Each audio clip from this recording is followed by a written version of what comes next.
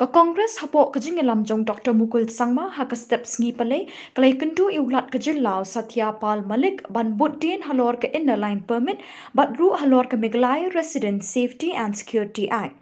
Hakate kajing kentu Dr. Mukul ulai thu bakila kentu juri ulat ban shim khialang halor ka ILP na ka benta kajing shngan jong ki paipa kajilla. Hakaway pat kalyang Dr. Mukul Ulong ba ulat ulapan pau ba ukwa bantip kambanya shushu halor ka MRSSA but ki kenton ki padon hapo jongka. To ensure that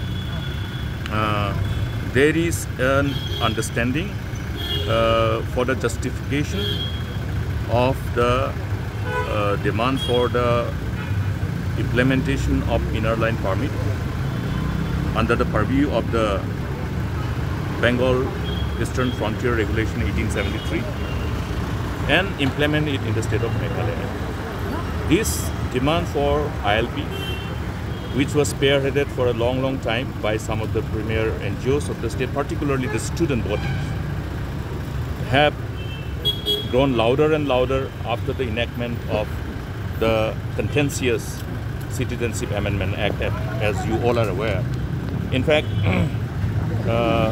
it became more intense, and the demand for ILP echoed from across the state, based on which, after an in-depth analysis, looking at the genuine apprehension of the people as they are anticipated to unfold after the Citizenship Amendment Act, you will remember that all the political parties in the August House in the Meghalaya Legislative Assembly took a unanimous resolution, adopted a unanimous resolution to urge upon Government of India to include Meghalaya under the purview of the Bengal Eastern Frontier Regulation 1873 and implement ILP.